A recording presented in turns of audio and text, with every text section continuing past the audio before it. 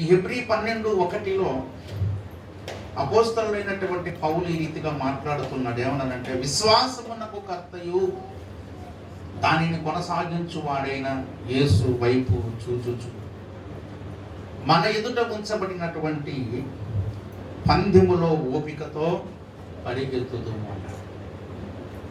ఇది పౌలు మనకు నేర్పిస్తున్నటువంటి లేక చెబుతున్నటువంటి ఒక ఆత్మ సంబంధమైనటువంటి సూచన. దేవుడు అంటూ ఉన్నాడు, మన ఎదుట ఉంచబడినటువంటి పందెమందు మనము పరిగెత్తుదుము అన్నాడు. అంటే విశ్వాస జీవితంలో ఎప్పుడైతే నువ్వు యేసుక్రీస్తు ప్రభునందు విశ్వాసం ఉంచినావు, ఆయన పరిశుద్ధ రక్తంలో నీ జన్మకర్మ పాపములు ఎప్పుడైతే నువ్వు కడిగి వేసుకున్నావో, ఎప్పుడైతే నీటి మూలముగా బాప్తిస్మం పొందావో, అప్పుడు నువ్వు యేసు ప్రభు యొక్క బిడ్డగా మార్చబడతావు.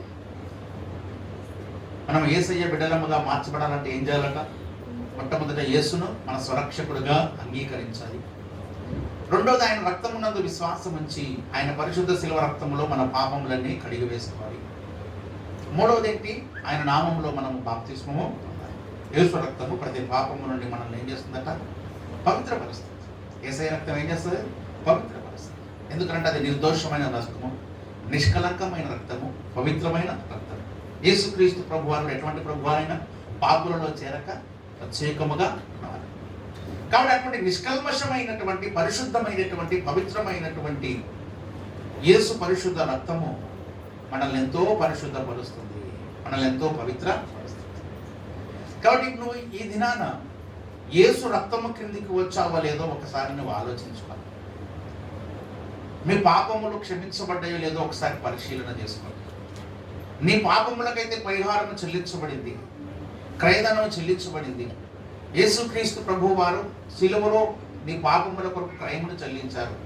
ఏమండి? నీ పాపము కొరకు పరిహారమును చెల్లించారు.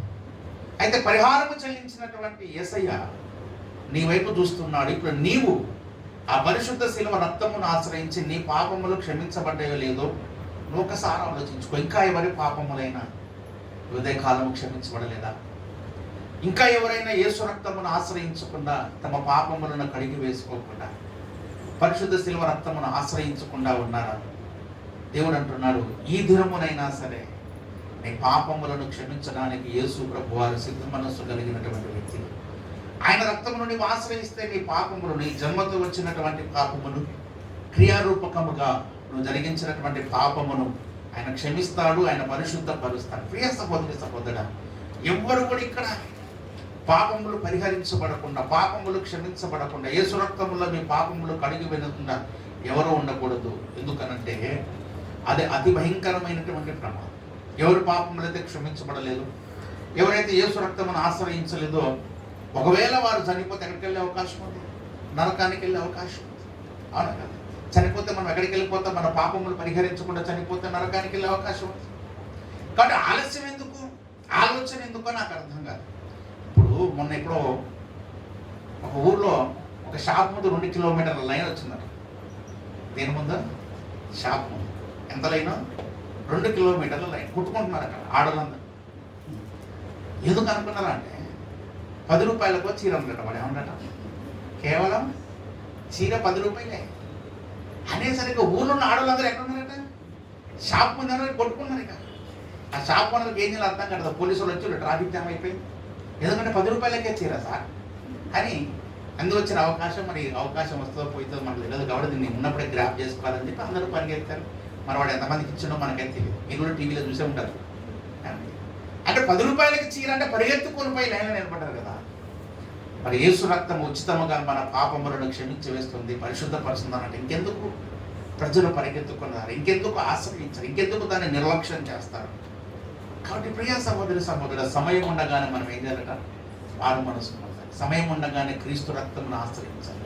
సమయం ఉండగానే నమ్మి బాప్తిస్మం పొందాలి. సమయం ఉండగానే పరిశుద్ధముగా తీర్చాలి. కాబట్టి పౌలు అంటాడు, మన ఎదుట ఉంచబడినటువంటి పరుగు పందెం. ఈ పరుగు పందెంలోకి నువ్వు ఎప్పుడు వస్తావంటే యేసు రక్తము చేత నువ్వు కడగబడినప్పుడు, యేసు నామములో నువ్వు బాప్తిజం పొందిన తర్వాత నువ్వు ఎప్పుడైతే ఆయన బిడ్డగా మార్చబడతావో అప్పుడు ఈ పరుగు పందెంలోకి వచ్చేస్తావు. అంటే నీ ముందు ఒక ఆత్మీయ పరుగు పందెం ఉన్నది. దాన్ని అపోస్తలుడైన పౌలు కూడా చెప్తూ ఉన్నాడు. దయచేసి మొదటి కొరింథీ పత్రిక 9వ అధ్యాయాన్ని మీరు గమనించినట్లయితే దయచేసి 24వ వచనం, పందెం రంగమందు పరిగెత్తు వారందరూ పరిగెత్తుదురు కానీ ఎక్కడే బహుమానం పొందుతున్న మీకు తెలియదా, అటువలే మీరు బహుమానము పొందినట్లుగా పరిగెత్తుడి.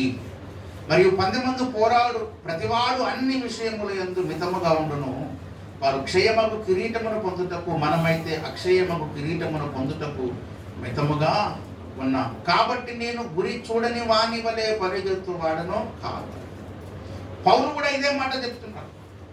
పరుగు పందెమందు మనం పరిగెత్తుతూ ఉన్నాం, నీవు కూడా ఆ పందెంలో పాల్గొంటూ ఉన్నావు. పౌలు అంటాడు, పందెమందు పరిగెత్తువాడు బహుమానము పొందవల్లని మీకు తెలియదా. ఏం చేయాలంటే చెప్పండి, పందెపు రంగమందు పరిగెత్తువారు పరిగెత్తుదురు కానీ ఒక్కడే బహుమానము పొందునని మీకు తెలియదా, అటువల మీరును బహుమానము పొందునట్లు పరిగెత్తు. అంటే ఈ ఆత్మీయ పరుగు పందెంలో దేవుడు కొన్ని బహుమానాలు సిద్ధపరిచాడు. నీ ఆత్మీయ పరుగు అనేది ఎలాగుండాలంటే ఆ బహుమానము పొందునట్లుగా నువ్వు ఏం చేయాలంట చెప్పండి. దేవుడు ఎన్నో బహుమానాలను మన కొరకు సిద్ధపరిచాడు. పరలోకంలో సిద్ధపరిచాడు, ఈ లోకంలో కూడా దేవుడు సిద్ధపరిచాడు. ఈ లోకంలో ఎన్నో ఆశీర్వాదాలను దేవుడు సిద్ధపరిచాడు. అలాగే మనం చనిపోయి పైకి వెళ్ళిన తర్వాత, పరలోకానికి వెళ్ళిన తర్వాత మన కంటికి కనబడనివి, హృదయ గోచరపు కానివి ఎన్నో దేవుడు మనకు సిద్ధపరిచాడు. అవునా? దృశ్యమైనవి అనిత్యములు, అదృశ్యమైనవి నిత్యములు. అంటే కంటికి కనబడేవేమి శాశ్వతంగా ఉండేవి కాదు, కనబడని విషయాలే శాశ్వతంగా. కానీ పౌలు అంటాడు, బహుమానము పొందవలనని మీరేం చేయాలంటే చెప్పండి, పరిగెత్తాలి. అది విషయం. అంటే పరలోకానికి వెళ్ళిన తర్వాత దేవుడు నాకు ఒక ఉత్తమమైన బహుమానం ఇవ్వాలి, ఒక శ్రేష్టమైనటువంటి బహుమానం ఇవ్వాలి. ఇప్పుడు ఉదాహరణకి ఎవరైనా ఆటల పోటీల్లో పాల్గొంటున్నారు అనుకోండి, దేనికి సరదాగా ఏం పార్టిసిపేట్ చేయం కదా, దేనికి పార్టిసిపేట్ చేస్తాం? ఏదైనా ఒక ప్రైజ్ గెలవడానికి మనం ఏం చేస్తాం, పార్టిసిపేట్ చేస్తాం. బహుమతి గెలుచుకుంటే మనకి ఎంతో సంతోషం కలుగుతుంది. అట్లనే దేవుడిచ్చే బహుమానం పొందడానికి కూడా నువ్వు పరిగెత్తాలి. అయితే చాలా మందికి గురి లేదు, అది సమస్య. ఏదో యథాలాపంగా ఆత్మీయ జీవితాన్ని జీవిస్తున్నారు కానీ మొక్కుబడి ప్రార్థనా జీవితం, మొక్కుబడి వాక్య ధ్యానం, మొక్కుబడి సంఘ ఆరాధనలో పాల్పొందడమే కానీ ఒక గురి కలిగి, ఒక పట్టుదల కలిగి, ఒక లక్ష్యము కలిగి దేవుణ్ణి వెదకువారు, దేవుణ్ణి వెంబడించేవారు, దేవుని కొరకు ఆశ కలిగి ఆసక్తి కలిగిన వారు బహు కొద్దిగా. మీరు అలా ఉండదు. పౌలు ఏమన్నాడు, మీరు ఎలా పరిగెత్తాలట? బహుమానం పొందవల్లని పరిగెత్తాలి. దేవుడి దగ్గరికి వెళ్ళిన తర్వాత, పరలోకానికి నేను వెళ్ళిన తర్వాత నాకు ఒక ఉత్తమమైనటువంటి బహుమానములు, ఒక శ్రేష్టమైనటువంటి బహుమానము ప్రభువు నాకు ఇవ్వాలి అని మనం ఏం చేయాలంటే మన ఆత్మీయ జీవితంలో ఆ పందెరంగం ముందు మనం ఏం చేయాలట, పరిగెత్తాలట. అందుకే అన్నాడు చెప్పండి, ఇక్కడ ఏమన్నాడు హెబ్రీ 12లో, మన ఎదుట ఉంచబడిన పందెములో ఓపికతో పరిగెత్తాలి. ఎలా పరిగెత్తాలట అంటే ఓపికతో పరిగెత్తాలి. ఎలా పరిగెత్తాలట? ఓపికతో పరిగెత్తున్నట్టు అర్థం ఏంటో. సామాన్యంగా ఈ లోకంలో రన్నింగ్ రేస్లో అయితే ఓపిక ఉండదు. ఈ లోకపు రన్నింగ్ రేస్లో మనకి ఓపిక ఉంటే మనకి బహుమానం రాదు, మన దానికొని 3 మంది వెళ్ళిపోతారు. అవును, ఇప్పుడు ఒలింపిక్స్ జరుగుతున్నాయి కదా, టోక్యో ఒలింపిక్స్ జరుగుతూ ఉన్నాయి. మరి మన దేశం పోలి పాపం ఒకరిద్దరు గెలిచినట్టున్నారు, మిగిలిన ఓడిపోయినట్టున్నారు పాపం. అయితే 100 మీటర్స్ పరుగు పందాల్లో ఉసేన్ బోల్ట్ అని ఒక ఆయన ఉండేది. ఇప్పుడు లేనట్టుంది. గడిచిన కాలంలో ఆయన బాగా పరిగెత్తేవాడు. వరల్డ్ రికార్డ్స్ అని ఆయన పేరు మీదనే ఉంటాయి. బాగా పరిగెత్తాలన్నమాట. అర్థమవుతుందా? అర్థమవుతుందా? ఇప్పుడు పరిగెత్తేటప్పుడు ఎలా పరిగెత్తాలా? అలా బాగా పరిగెత్తాలి. ఎక్కడ? ఈ లోకపు పరుగు పందెంలో. కానీ ఆత్మీయ పరుగు పందెంలో పరిగెత్తాలి. కానీ ఎలా పరిగెత్తాలంటే ఓపికతో పరిగెత్తాలి. ఎలా పరిగెత్తాలట? ఓపిక. ఓపిక అంటే అర్థం ఏంటి? ఓర్చుకోవడం, ఎదురు చూడటం, కనిపెట్టడం. దాన్ని ఏమంటారంటే ఓపిక అంటారు. ఏమంటారు చెప్పండి? అంటే దేవునిలో ఓపికతో కనిపెట్టే, ఓర్చుకొని కనిపెట్టే స్వభావం నీకుంటే ఉన్నత ఆత్మీయ శిఖరాలను అధిరోహించగలుగుతావు. దేవుళ్ళు ఎప్పుడు ట్రంబల్ కావు, ఎప్పుడు పడిపోవు, తొట్టెళ్ళవు, అవిశ్వాసివి కావు, సనుగు రాదు, గొనుగు అనేది నీ జీవితానికి రానే. అంటే సామాన్యంగా విశ్వాసంలో ఒక సనుగు, ఒక గొనుగు, ఒక నిరాశ, ఒక డిప్రెషన్ అనేది వస్తుంది. కారణం ఏంటంటే ఓపిక లేకపోవడం, కారణం ఏంటంటే నిరీక్షణ లేకపోవడం, ఓర్చుకోకపోవడం. దీన్ని బట్టే మనకేమవుతుంది, ఒక సనుగు అనేది వచ్చేస్తుంది. కానీ ఆత్మీయ జీవితంలో ఒక ప్రాముఖ్యమైన విషయాన్ని మీరు ఎప్పుడు గుర్తుంచుకోవాలి. ఓర్పు, సహనము, ఓపిక అనేది చాలా అవసరం. ఓపికతో కనిపెట్టాలి. దావీదు అంటాడుగా 40వ కీర్తన మొదటి వచనంలో అంటారు, యెహోవా కొరకు నేను సహనముతో కనిపెట్టుకొని ఒంటిని. దయచేసి కీర్తనకారుడైనటువంటి దావీదు రచించిన కీర్తన 40వ కీర్తన మొదటి వచనం, యెహోవా కొరకు నేను సహనముతో కనిపెట్టుకుంటేనే ఆయన నాకు చెవి యొగ్గి నా మొర ఆలకించెను. ఎలా కనిపెట్టుకున్నాడంటే దావీదు యెహోవా కొరకు సహనముతో కనిపెట్టుకుంటున్నాడు. అంటే దావీదు దేని గురించో ప్రార్థన చేస్తా ఉన్నాడు, దేవుడి దగ్గర నుంచి ఏదో ఎక్స్పెక్ట్ చేస్తున్నాడు, ఏదో విషయం కొరకు కనిపెడుతూ ఉన్నాడు. కానీ ఎంత ప్రార్థన చేసినా, ఎన్ని రోజులు ఎదురు చూసినా కానీ దానికి సంబంధించిన జవాబు అనేది రావడం లేదు. ఆయన అనుకున్న కార్యాలు జరగట్లేదు, అనుకున్నవన్నీ వెనక్కే వెళ్ళిపోతూ ఉన్నాయి. దేవుడి మీద ఎంతో ఆశ పెట్టుకున్నాడు, ఎంతో నిరీక్షణ పెట్టుకున్నాడు, ఎంతో భారం పెట్టుకున్నాడు. కానీ దావీదు చేసినటువంటి ఈ ప్రార్థనకు ఎంత ప్రార్థన చేసినా కానీ ఎన్నడదని చెప్పండి. ఇప్పుడు దావీదు అంటాడు, యెహోవా కొరకు నేను సహనముతో ఉన్నాను. నిజమే, చాలా కాలంగా నేను ప్రార్థన చేస్తున్నాను, చాలా కాలంగా దేవుని కొరకు ఎదురు చూస్తున్నాను. అయినా సరే దేవుడు నాకు జవాబు ఇవ్వకపోయినా నేనేం చేస్తున్నాట, సహనముతో కనిపెట్టుకొని. అంటే దేవుళ్ళలో మనకు ఉండవలసింది ఏంటంటే ఓపిక, సహనం అనేది ఉండాలి. కొన్నేమో ఇన్స్టెంట్గా దేవుడు మన జీవితంలో చేస్తాడు, కొన్నేమో ఓపికతోని సహించి కనిపెట్టుకొని సంపాదించుకోవలసిన విషయాలు కొన్ని. ఎప్పుడైనా గుర్తుపెట్టుకోండి, దేవుని కార్యాలు ఎప్పుడు కూడా ముందు జరగవట, వెనక జరగవు. ఆయన అనుకున్న సమయానికి కరెక్ట్గా జరుగుతాయి. అర్థమైందా? దేవుని కార్యాలు ఎప్పుడు కూడా ఒక నిమిషం ముందు జరగవు, ఒక నిమిషం లేటుగా జరగవు. ఎప్పుడు జరుగుతాయి మరి?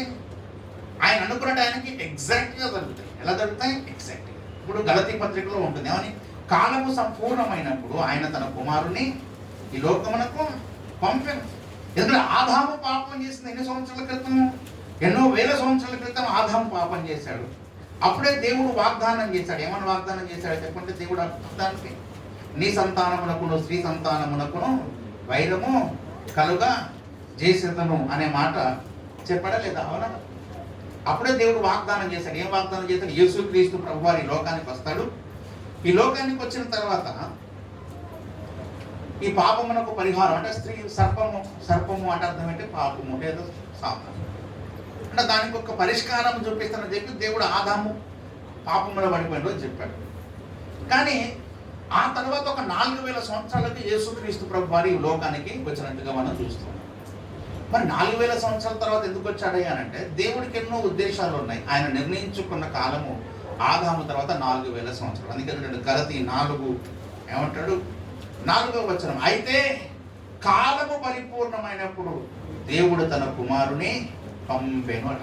అప్పటిదాకా పంపలే, ముందే పంపొచ్చుగా. ఆదాము అప్పుడే పంపిస్తే మరి అక్కడి నుంచి జనాలందరూ యేసుని నమ్ముకొని రక్షణ పొందేవారు లేదు. అబ్రహాము కూడా పంపించిన అయిపోయింది కదా, మోషే కూడా పంపించిన అయిపోయింది కదా, దావీదు సొలొమోను కాలంలో పంపించిన అయిపోయింది కదా. కాదు. దేవుడికి ఒక ప్రణాళిక ఉంది, ఒక ఉద్దేశంతో ఒక కాలం ఉంది. ఆ కాలం రాగానే దేవుడు ఏం చేశాడట, కాలము పరిపూర్ణమైనప్పుడు ఆయన్ని పంపించాడు. అది అంటే నీ జీవితంలో కూడా కొన్ని విషయాలు దేవుడు ఒక కాలమును నిర్ణయించుంటాడు. కొన్ని విషయాలకు దేవుడు ఒక టైం పెట్టుకొని ఉంటాడు. ఆ టైం కొరకు మనం ఏం చేయాలంటే ఎదురు చూడాలి. పెళ్ళి దేవుడు ఒక టైం పెట్టి ఉండొచ్చు, ఉద్యోగము దేవుడు ఒక టైం పెట్టి ఉండొచ్చు, ఏమంటే ఇంకా నీ జీవితంలో ఇంకేదైనా గర్భఫలము దేవుడు ఒక టైం పెట్టి ఉండొచ్చు, లేకుంటే నీ ఆత్మాభిషేకము దేవుడు ఒక టైం పెట్టి ఉండొచ్చు, నీ కృపావరాలు దేవుడు ఒక టైం పెట్టి ఉండొచ్చు. నీ జీవితంలో ఏదైనా సరే దేవుడు ఒక టైం పెట్టి ఉంచాడు. ఆ టైం వరకు మనం ఏం చేయాలంటే సహనముతో కనిపెట్టుకుని ఉండాలి. అర్థమైందా?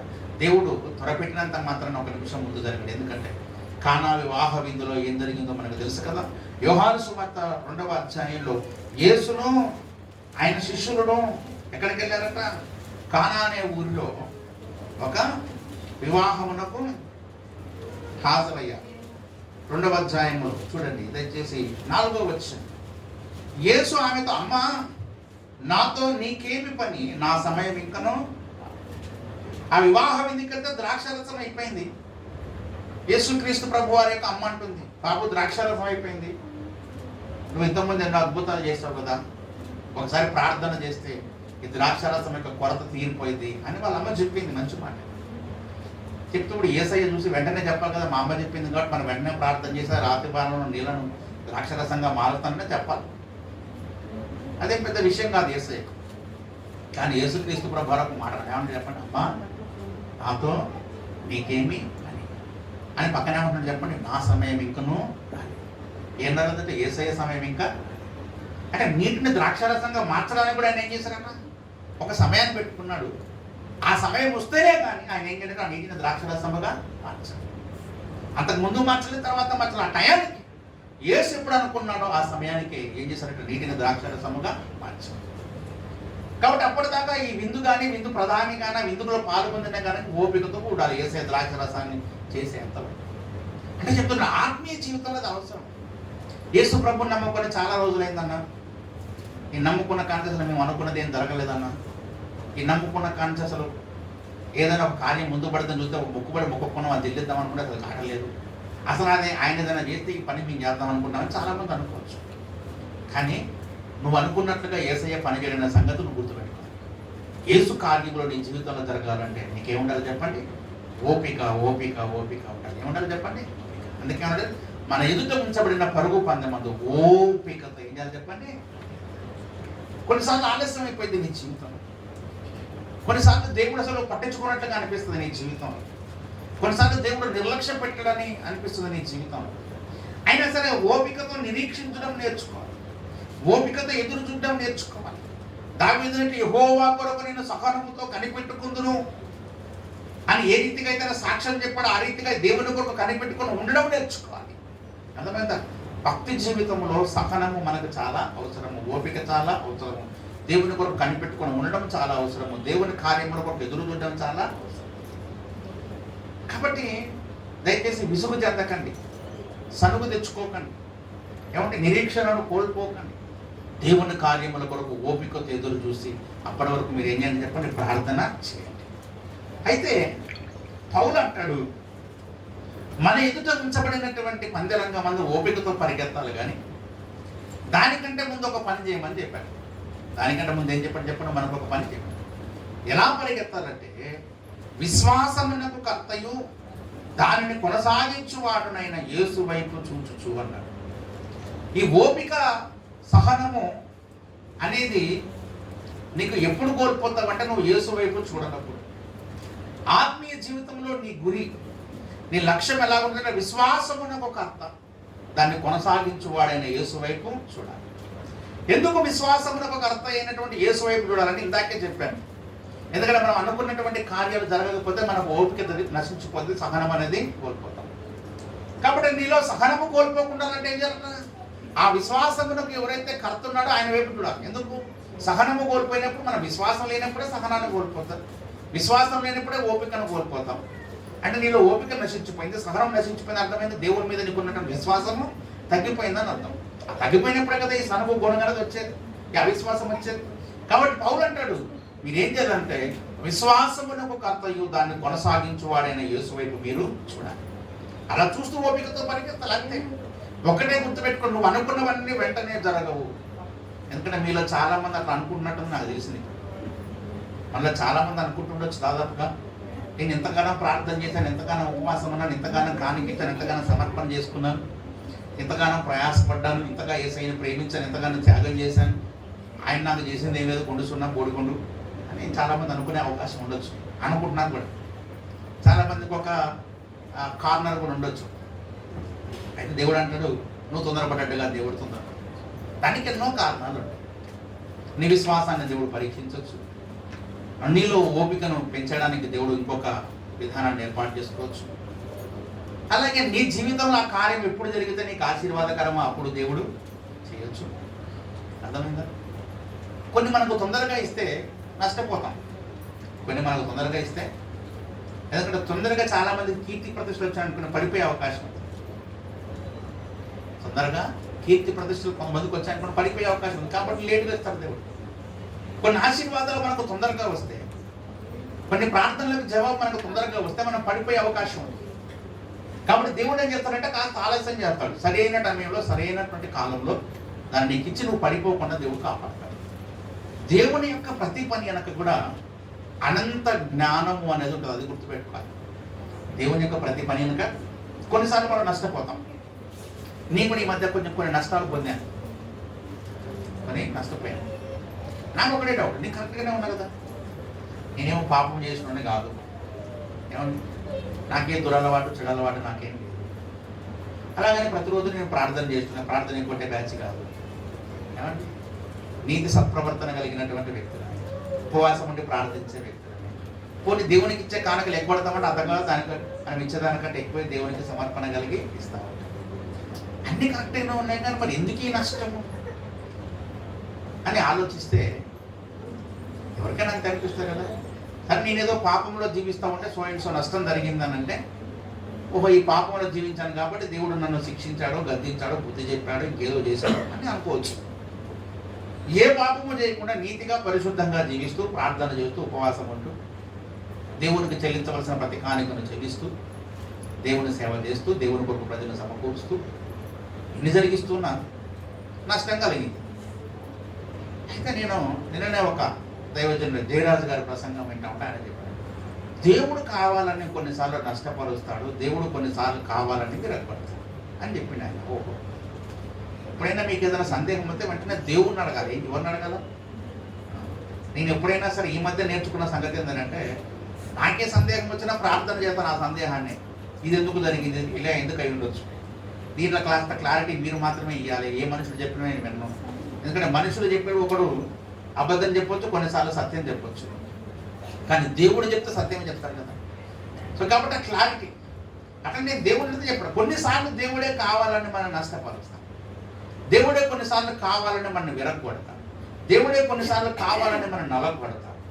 ఇది ఎందుకని మనం అనకూడదు, ఓపికతో దేవుని వైపు మనము చూడాలి. అది సంగతి.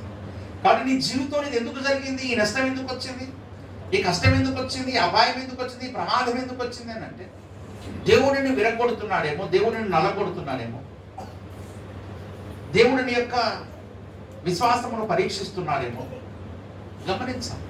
ఇప్పుడు యోబు అడగవచ్చు, యోబు కూడా యథార్థవంతుడు నీతివంతుడని దేవుడే సాక్ష్యం ఇచ్చాడు. ఎవరు సాక్ష్యం ఇచ్చారట? దేవుడే సాక్ష్యం. ఆయన అంటూ కూడా అసలు ఆ దేశంలో లేడు బాబు, అంత గొప్ప భక్తుడు అని చెప్పారు. చెప్పి మరి యోబు యొక్క పిల్లలు చనిపోయారు, యోబు యొక్క ఆస్తి పోయింది, యోబు భార్య వెళ్ళిపోయింది, యోబు ఆరోగ్యం పోయింది. ఇప్పుడు యోబు అనుకున్నాడు మనలాగానే, నేను మంచిగానే ఉన్నా కదా, ఎందుకు ఇట్లా జరిగింది. స్నేహితులు అందరూ అన్నాడు యోబుని, నువ్వు ఏదో పాపం చేసావు కాబట్టి ఇట్లా జరిగింది, నువ్వు నీతిమంతుడు కాదు కాబట్టి ఇట్లాంటి జరిగింది అని అనుకున్నాడు.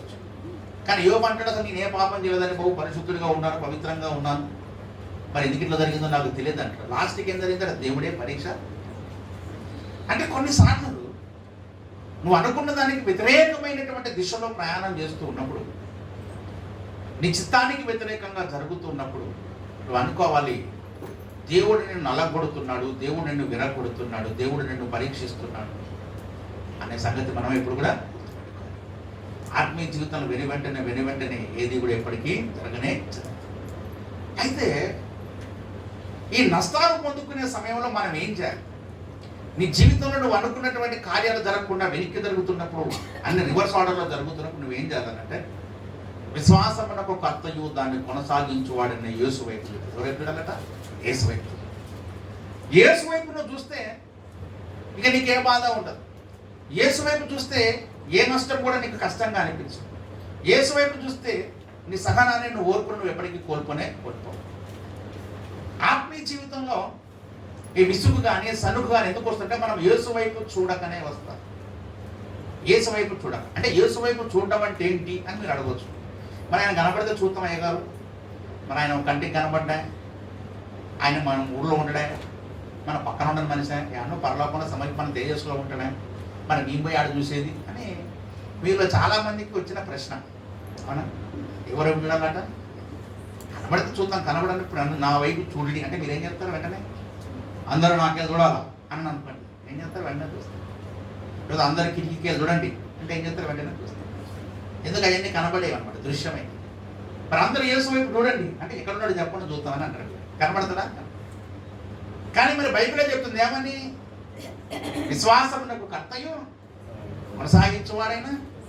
మరి యేసు ఎక్కడ ఉంటాడు? ఎక్కడ ఉంటాడు? పరలోకంలో ఉంటాడు. ఎక్కడ ఉంటాడు? పరలోకం ఎక్కడ ఉంటుంది? పైన ఉంటుంది. కాబట్టి ఎటు చూడాలి మనం? పై చూడాలి. అంటే దృశ్యమైనటువంటి కన్నులకు ఆయన మనం కనబడకపోయినను నీ హృదయములోనే యేసును ఊహించుకొని ఏం చేయాలట? ఆయన వైపు చూడాలి. అర్థమైందా? ఇందాక నేను చెప్పాను, ఏమని చెప్పాను?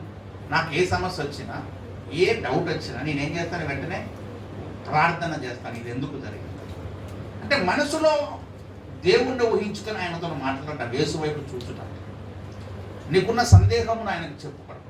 లేకుంటే ఏ కష్టం వచ్చినా యేసయ్య నీవు ఉన్నావు, యేసయ్య నీవే నాకు సహాయం చేయాలి, నువ్వే నాకు పరిష్కారం చూపాలి ఆయనకు చెప్పడం. దాన్ని ఏమంటే యేసు వైపు చూచుట అంటాడు. అంతేగాని యేసు వైపు చూడమంటే ఆయన కనబడట్లేదు కాబట్టి నేను చూడలేను ఆయన అనేది కాదు. అర్థమైందా? అంటే నీకున్న ప్రతి సమస్యను కూడా ఆయనకు చెప్పుకొని, అది నష్టమైన, కష్టమైన, శ్రమైన, దుఃఖమైన ఏదైనా సరే ఆయన వైపు చూస్తూ ఆయనకు చెప్పుకొని, నీ హృదయంలో ఆయన తలంచుకుంటూ ఆయనకు చెప్పుకుంటూ ముందుకు సాగడాన్ని యేసు వైపు చూస్తాం. అంటే ఎప్పుడైతే నీ ఫోకస్ అనేది యేసు మీదకి వెళ్ళి కాకుండా పక్కకు జరిగిపోతుందో, వేరే వాటి మీద నీ దృష్టి నిలుస్తుందో, అప్పుడు నీలోనికి అవిశ్వాసం వచ్చే అవకాశం ఉంటుంది. ఏమొస్తుంది? ఎందుకు తెలుసా? ఈ మత్తయి సువార్త 14వ అధ్యాయంలో కార్యం జరిగింది. మత్తయి సువార్త 14వ అధ్యాయం మీరు గమనించినట్లయితే దయచేసి 28వ వచనం చదువుదాం. ఇదందరికీ బాగా సుపరిచితమైనటువంటి మాట. పేతురు, ప్రభువా నీవే అయితే నీళ్ళ మీద నడిచి నీ యొద్దకు వచ్చుటకు నాకు సెలవిమ్మని ఆయనతో. ఆయన రమ్మనగానే పేతురు ఏం చేసినట్ట? దోణి దిగి యేసు వద్దకు వెళ్ళటకు నీళ్ళ మీద నడిచాను, కానీ గాలిని చూచి భయపడి మునిగిపోసాగి ప్రభువా నన్ను రక్షించుమని కేకలు వేసి. యేసు ప్రభు వారు ఒకరోజు అర్ధరాత్రి ఏం చేశారంటే సముద్రం మీద నడుచుకుంటూ వస్తున్నాడు. వీళ్ళేమో దోణికి వెళ్ళిపోతా ఉన్నారు. ఎవరు? శిష్యులందరూ. యేసు ఆ దోణిలో లేడు, అనేది వెనక ఆగిపోయాడు. మళ్ళీ మధ్యరాత్రి వీళ్ళని కలుసుకుందామని చెప్పి చిన్నగా ఆ సముద్రం మీద నడుచుకుంటూ వస్తామంటే వీళ్ళ గుండె బద్దలైపోయింది. ఎందుకు? అర్ధరాత్రి సముద్రం ఎదురుగో మనిషి నడుచుకుంటూ వస్తా ఉంటే మనకేమవుతుంది? ఊపిరి విలువట్టుకున్నామని కదా. సామాన్యంగా రాత్రిపూట ఒక్కరు ఇంట్లో పడుకోవాలంటే గుండె బద్దలైపోతుంది కొంతమందికి. అమ్మ అది ఏమి రాదులే కానీ ఏమవుతుందో ఏమవుతుందో ఏమవుతుందో ఏమవుతుందో అని భయపడి చచ్చిపోతా ఉంటారు. ఎప్పుడైనా గుర్తుపెట్టుకున్న దెయ్యాలు ఎప్పుడు మన పానాలు తీయవు. అవుతాయా? అంటే భయపడతాయేమో, అంతేనా? నేనతో వాడికి అసలు భయపడడం కూడా భయపడతాను. అసలు ఏం రావంటే పాప ఏం చేస్తాయి? ఏం చేయవు. ఏమైనా చేస్తాయి అంటారా? కాలు మిక్తా, చేయి మిక్తా, ఏం కొంతమంది ఆ బ్రహ్మలాడేగా మా ఇంటికి దెయ్యం వస్తుంది, నా పక్కనే ఉంటుంది, నా మీద పడుతుంది అన్న ఊహించుకొని ఊహించుకొని ఊహించుకొని ఇక ఏమో ఎంతగానో ఊహించుకుంటే పాప అస్సలు పోకపోతే ఫీల్ అయ్యేటట్టుంది మనిషి. కనీసం ఒకసారి మరి పోయేద్దాం, అక్కని కలిసి వద్దామని చెప్పి అవ్వదు. అంతే కదా. ఇప్పుడు కొన్నిసార్లు మీరు మా ఇంటికి రావట్లేదు అక్క వదిన, మా ఇంటికి అస్సలు రావట్లేదు వదిన, నువ్వు ఒకసారి రావచ్చు అని మీరు ఎవరిని అడుగుతారు అనుకో. ఆమె ఏమనుకుంటుంది? పాప మీ అక్క ఈ వదిన ఎంతగానో అడుగుతానే మరి పోకపోతే అసలే బాధపడుతుంది. సరే ఆ బజార్కి పోయినప్పుడు ఒకసారి వాళ్ళ ఇంటికి పోయేద్దాం అని మీరు పోయితరా పోయిరారా? అట్లనే దెయ్యం కూడా ఈ రాత్రి మా ఇంటికి వస్తుంది, రాత్రి నా మీదకి వస్తుంది అని అనుకుంటా ఉంటే మరి అది కూడా ఏమనుకుంటుంది? పాపం వదిన చాలా ఫీల్ అవుతా ఉంది. మరి ఒక్కసారి వాళ్ళ ఇంటికి పోతే అసలే బాధపడుతుంది. అట్లా మసీదుకి పోయేటప్పుడు, అక్కడ శ్మశానానికి పోయేటప్పుడు ఒకసారి వాళ్ళ ఇంటికి కూడా పోయి కనపడిపోదాం అనుకుంటుంది. అర్థమవుతుంది. అసలు దెయ్యాలకు మా ఇంట్లో ఏం పని అని గట్టి గట్టి చదువుతాను. మీటికి మంచిగా మంచిగా నిద్రపోవాలి అంతే. అర్థమవుతుందా? అంతేగానే మన మంచిగా బైబుల్ పక్కన పెట్టుకోవాలి. కొందరు బైబుల్ పక్కన పెట్టి ఇటు ప్రకారం ప్రేరాయిలు పెట్టుకొని రాత్రి కూడా పడుకుంటే నిద్ర పడ్డదాకా సతీష్ అన్న వాక్యమో లేకపోతే జాన్వేశ్వర్ అన్న వాక్యమో పెట్టుకొని ఇన్ని సెటప్లు పెడతారు కొంతమంది, తెలుసా? బైబుల్ పెట్టుకుంటే దెయ్యం రాదని, ఇటు పక్కన ప్రేరాలు రాగానే ఏ స్వక్తం చేయమని రాసుకోవడానికి, నిద్ర పట్టదాకా దేవుని వాక్యం. ఇంత సెక్యూరిటీ పెట్టుకొని నిద్రపోయినా కానీ మళ్ళీ మధ్యరాత్రి వెళ్ళేస్తారు. ఎన్నక్కర్లేదు, ఆయన నిద్రపోండి. ఏ దెయ్యం ఏ భూతం ఆడికి రాదా? రానే రాదు. పెద్ద టెన్షన్ ఏం పడాల్సిన అవసరం ఇది. ప్రశాంతంగా నిద్రపోవాలి కానీ నిద్రని ఎప్పుడు జడగొట్టుకోవాలి. అర్థమవుతుందా? సో అట్లా అంటే మామూలుగా మనం ఇంట్లో నిద్రపోయేటప్పుడు అన్ని కళలు గంటే వచ్చిపోయినట్టుగా వీళ్ళు అర్ధరాత్రి సముద్రం మీద నడుచుకుంటూ పోతా ఉంటే ఏమైందన్న? యేసయ్య నడుచుకుంటూ వచ్చి నడుచుకుంటూ వచ్చేసరికి వీళ్ళు అనుకున్నాడు కొంతమంది భూతం, కొంతమంది దెయ్యం అంటే ఆయన ఏమన్నట? బాబు మీరేం భయపడవద్దు, యేసయ్య ధైర్యము తెచ్చుకోండి, నేనే భయపడకూడని వారితో. యేసయ్య ఏం చెప్పాడట? భయపడకూడదు, నేనే ధైర్యం తెచ్చుకోండి అని చెప్పాడు. అయితే పేతురుకు సందేహం వచ్చింది. ఏమనంటే, యేసయ్య నీవే అయితే నేను కూడా నీలాగా నీళ్ళ మీద నడిచి రావడానికి సహాయం చేయాలి అంటే యేసు ప్రభు అంటే సరేనా పేతురుగా ధైర్యంగా ఏం చేసినట్ట పడవ దిగి సముద్రంలో 2 అడుగులు వేసిండు. ఏం చేశాడు? యేసుకేలు చూసుకుంటూ నడుచుకుంటూ పోయినప్పుడు పేతురికి ఏం కాలే, ఏమైందా? కానీ ఒకసారి కన్ను తిప్పిండట. ఏమని? గాలిని చూచి ఏమైందని చెప్పండి, భయపడి వణికిపోసాగాను. ఆ తర్వాత ఏమైందంటే చెప్పండి, కేకలు వేశాను. వెంటనే యేసు చేయి చాపు పట్టుకున్నాడు. యేసయ్య వైపు చూసినంతసేపు దేని మీద నడిచిండు? సముద్రం మీద నడిచిండు. యేసు వైపు చూసినంతసేపు సముద్రంలో నడిచాడు. కానీ ఎప్పుడైతే తల అటు ఇటు తిప్పాడు, గాలికి చూశాడు, పాము ఇంత పెద్ద గాలి వస్తుంది, ఈ మునిగిపోతాని ఎప్పుడైతే అనుకున్నాడో వెంటనే ఏమైపోయాడు చెప్పండి, మునిగిపో. అంటే యేసు మీద లక్ష్యం ఉంటేనేమో నడుచుకుంటూ వెళ్ళాడు. కానీ చుట్టుపక్కల ఉన్న గాలిని చూసినప్పుడు మాత్రం ఏమైపోయాడు చెప్పండి, మునిగిపో. ఆత్మీయ జీవితంలో కూడా అంతే. నాకు ఎన్ని శ్రమలు వచ్చినా, ఎన్ని కష్టాలు వచ్చినా, ఏ ఇబ్బంది వచ్చినా, ఏ అనారోగ్యం వచ్చినా, ఏ అప్పైనా, ఏ తిప్పలైనా యేసు నాకు ఉన్నాడు, ఆయన నాకు సహాయం చేస్తాడు, ఆయన నన్ను తీరుస్తాడు అని ఆయన మీద నీ గురి పెట్టుకుని ముందుకు నడుస్తేనేమో ఆ కష్టాల్లో నడుచుకుంటూ వెళ్ళిపోతావు. ఆ నీటి మీద నువ్వు నడక సాగించగలవు. కానీ వామ్మ ఇన్ని అప్పులు అయిపోయినాయి, వామ్మ ఇన్ని సమస్యలు వచ్చినాయి, వామ్మ ఇన్ని వ్యాధులు వచ్చినాయి, వామ్మ ఇన్ని బలహీనతలు వచ్చినాయి. ఆ వ్యాధులకి వెళ్ళి, బలహీనతలకి వెళ్ళి, అప్పులకి వెళ్ళి చూసామనుకో, విశ్వాసాలు ఏమైపోతావు, నువ్వు మునిగిపో సాగుతావు. కాబట్టి నీ జీవితంలో ప్రతి వ్యక్తి జీవితంలో సమస్య వస్తుంది. ప్రతి వ్యక్తి జీవితంలో ఏదో ఒక ఇబ్బంది కలుగుతుంది. దేవుడు అన్నాడు కదా, సామాన్యముగా మనుషులకు కలుగు శోధన తప్ప మీకు ఇంకేది కూడా రాదన్నాడు. 1 కొరింథీ పత్రిక దయచేసి 10వ అధ్యాయంలో అపోస్తలుడైనటువంటి పౌలు అంటాడు, దయచేసి 10వ అధ్యాయం మీరు గమనించండి, 13వ వచనం. సాధారణంగా మనుషులకు కలుగు శోధన తప్ప మరి ఏది మీకు సంభవింపలేదు. దేవుడు నమ్మదగిన వాడు, మీరు సహింపగలిగినంత కంటే ఎక్కువగా ఆయన మిమ్మల్ని శోధింపబడా. చూసారా ఈ మాట? ఎప్పుడైనా చదివారా? సాధారణముగా మనుషులకు కలుగు శోధన తప్పిక మీకేదిరా. నీ జీవితంలో నీకే కష్టం వచ్చినా అది లోకంలో ఉన్న మిగిలిన అందరికి వచ్చిన కష్టమే. అర్థమైందా? అప్పులైనా అని చెప్పారు అనుకుందా? అప్పులు నీ ఒక్కదానికైనా? అది భూమి మీద అప్పులు ఇవ్వలేదు. ఆ భూమి మీద ఒక్కరికి కూడా కలదా? బజారుకి ఇంటింటికి ఉంటుంది అప్పు, కాదు తోడుకుంటుంది. అప్పులేనాడు ఎవడంటే నాకు పదం కాదు. బ్యాంకు దగ్గర ఇప్పుడు నువ్వు ఈఎంఐ కడతాడు, అప్పు తీసుకున్నట్టే కదా. బ్యాంకు లోన్ పెట్టి నువ్వు ఏం చేసినట్టు? అప్పు తీసుకున్నావు. అందరం ఏదో రకంగా అప్పు తీసుకునే ఉంటాం. అంతేగాని వామ్మ మాకు అప్పు అయిపోయింది అని అనుకుంటే నీ పక్కింటి కూడా అప్పు. అట్లా నువ్వు ఏదైనా ఉంచుకో, any extremity, no problem. BP వచ్చినందుకు ఉదాహరణకు భూమి మీద ఒక్కరికి బీపీ వచ్చినట్ట నోడికి లేదా బీపీ? బీపీ అట్లా ఏదైనా తీసుకోండి. పన్ను ఊడిపోయింది అనుకో కింద పడి. నేను చిన్నప్పుడు కింద పడితే నా పన్ను ఊడిపోయింది, మీరు తెలుసుకోలేదు కదా, అది కవర్ అయిపోయింది. అయితే కింద పడి నీ పన్ను ఒకటే ఊడిపోయిందా? భూమి మీద ఊడిపోలేదా? కొందరు పడితే 32 పన్ను కూడా ఊడిపోయినాయి, చాలా మందికి ఉన్నాయి. అంటే సామాన్యముగా మనుషులకు కలుగు మీకు ఏది సంభవించదు. నీ జీవితంలో నువ్వు ఏ సమస్య చెప్పినా అది క్రైస్తవులకు ఉంటుంది, అన్యులకు ఉంటుంది, అందరికీ ఉంటుంది, భూమి మీద అందరికీ. కాబట్టి నా ఒక్కదానికి కష్టం వచ్చింది, నా ఒక్కదానికి సమస్య వచ్చిందని నువ్వు అనుకోవద్దు. అర్థమైందా? ఇది చాలామంది వీటిని ఈ సమస్యల మీద పొదుగుతూ ఉంటారు అనమాట. ఈ కష్టం ఎట్లా తీరుతుందో, ఈ అప్పు ఎట్లా తీరుతుందో, ఈ జబ్బు ఎట్లా పోతుందో, ఏమండి నా పెళ్ళి ఎప్పుడవుతుందో, నాకు ఉద్యోగం ఎప్పుడవుతుందో ఏమండి. కానీ కొన్ని వీటికి డిప్రెషన్లోకి వెళ్ళిపోతాడు. చింత చితి లాంటిదని అంటారు. ఏమంటారు చెప్పండి? చింత అంటే ఎట్లాంటిదట? చితి అంటే ఏందో. మామూలుగా మన దేశంలో ఏం చేస్తారు, సామాన్యంగా ప్రపంచంలో అన్ని దేశాల్లో ఎవరైనా ఒక వ్యక్తి చనిపోతే తనని ఏం చేస్తారంటే సమాధి చేస్తారు.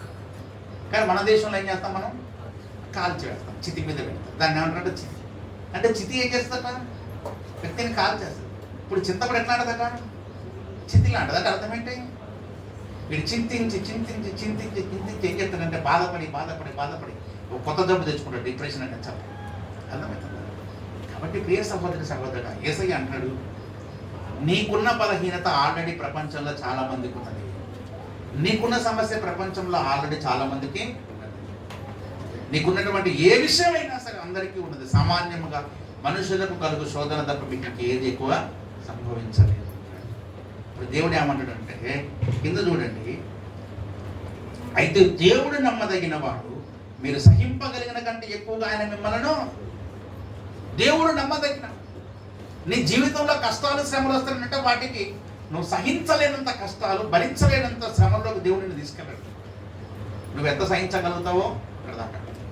ఉదాహరణకి ఇప్పుడు నా మీద బరువు పెట్టాలని కూడా ఒక 50 కేజీల బస్తా వస్తాను. ఎంత బియ్యం బస్తా ఉందనుకో, ఎన్ని కేజీలు?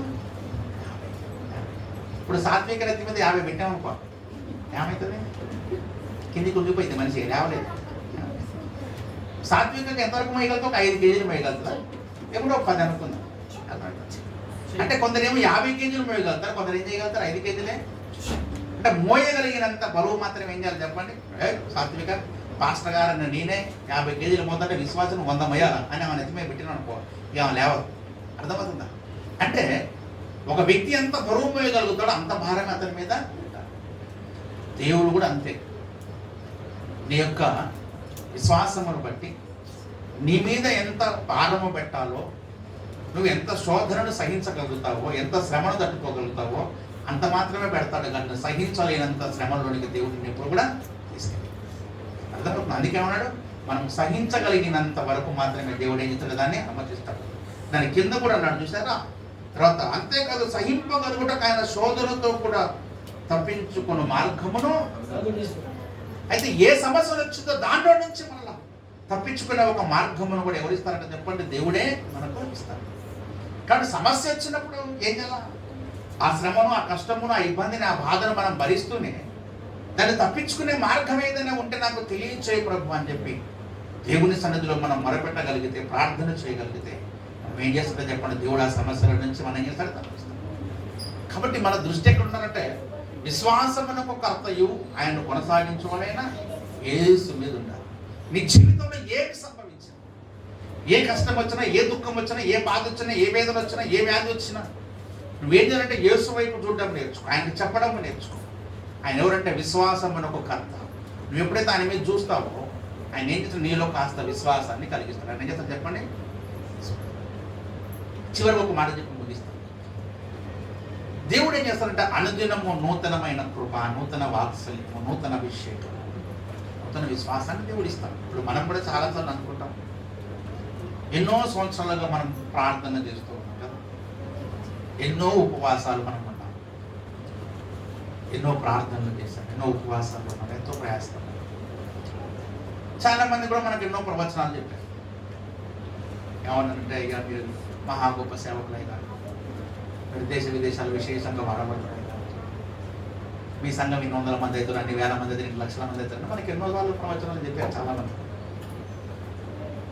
కొన్నిసార్లు మనకు అనిపిస్తుంది ఇదేమి సంఘం పాప, అసలు ఇదేం సేవ. మనం ఒక అడుగు ముందుకెళ్తే వెనక 10 అడుగులు పడతా ఉన్నాయి. ఎంత ప్రార్థన చేసినా మనము ఫలం చూడలేకపోతున్నాం, ఎంత ప్రార్థన చేసినా ఆశీర్వాదాన్ని చూడలేకపోతున్నాం అని కొన్నిసార్లు మనకు కూడా డౌట్ వచ్చేస్తుంది, అసలు ఇది నిజమేనా. అయితే వెంటనే మరలా ఒక విశ్వాసం వస్తుంది, దేవుని మీద మనకు సంపద. ఆయన దేనికి ఆలస్యము చేయడు, ఆయన సమయంలో చేస్తుంది. మనలో ఒక విశ్వాసం వచ్చి మనం అనుకుంటాం, లేదు లేదు ఈ రోజు కాకపోతే రేపు దేవుడు చేస్తాడు, రేపు కాకపోతే ఎల్లుండి దేవుడు చేస్తాడనే విశ్వాసంతో మనం ఏం చేస్తుందో చెప్పండి? ముందుకు. అంటే ఒక్కసారి మనకు అనిపిస్తుంది, కానీ యేసయ్య వైపు చూసినప్పుడు యేసయ్య ఏంటి నాయన ఈ కష్టం అని అనుకున్నప్పుడు మనలో ఒక విశ్వాసమును కలిగించి దేవుడు ఏం చేస్తుంటే మన ఆత్మీయ జీవితంలో ముందుకు తీసుకొని వెళ్తాడు. కాబట్టి ప్రియా సహోదరి సహోదరుడా,